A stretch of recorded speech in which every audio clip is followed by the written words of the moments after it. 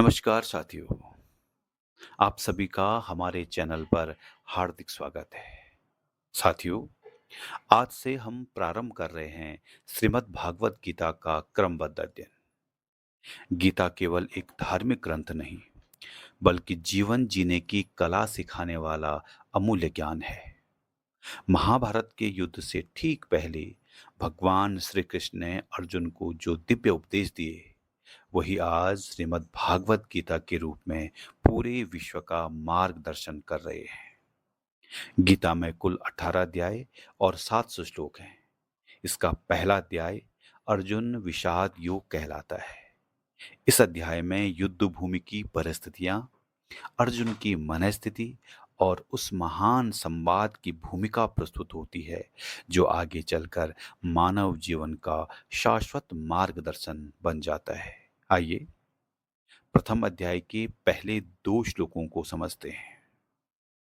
पहला श्लोक। धृतराष्ट्रउवाच धर्मक्षेत्रे कुरुक्षेत्रे संवेतायुयुत्सवः मामकः पांडवाश्चैव किम कुर्वत संजय।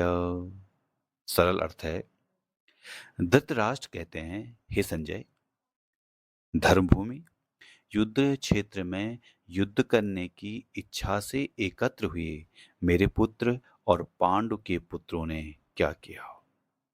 इस श्लोक की विस्तृत व्याख्या है। महाभारत का युद्ध आरंभ होने ही वाला है। हस्तिनापुर के राजा धृतराष्ट्र जन्म से अंधे थे। महर्षि व्यास ने संजय को दिव्य दृष्टि प्रदान की थी, जिससे वे युद्ध भूमि की प्रत्येक घटना देख सकते थे और धृतराष्ट्र को सुना सकते थे। धृतराष्ट्र का पहला प्रश्न ही बहुत गहरा है। वे कहते हैं, मामका अर्थात मेरे पुत्र और पांडवा अर्थात पांडु के पुत्र। वे दोनों को एक परिवार नहीं मानते, बल्कि अलग अलग मानते हैं। यही पक्षपात महाभारत के युद्ध का एक बड़ा कारण बना। एक और महत्वपूर्ण बात है कि धृतराष्ट्र धर्म क्षेत्र शब्द का प्रयोग करते हैं।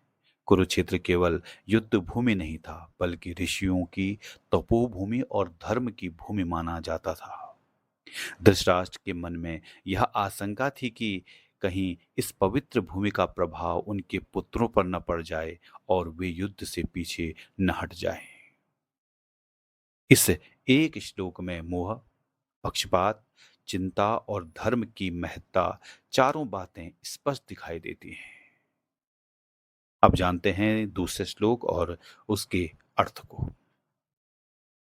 दृष्ट्वा तु पांडवानीकं व्यूढ़ं दुर्योधनस्तदा आचार्यमुपसंगम्य राजा वचनमब्रवीत्। इसका अर्थ है, संजय बोले, उस समय राजा दुर्योधन ने पांडवों की सुव्यवस्थित सेना को देखकर अपने गुरु द्रोणाचार्य के पास जाकर यह कहा। इस श्लोक की विस्तृत व्याख्या है। युद्ध आरंभ होने वाला है। दुर्योधन अपनी सेना के साथ खड़ा है। जैसे ही उसकी दृष्टि पांडवों की सुसंगठित और शक्तिशाली सेना पर पड़ती है, वह भीतर से चिंतित हो जाता है।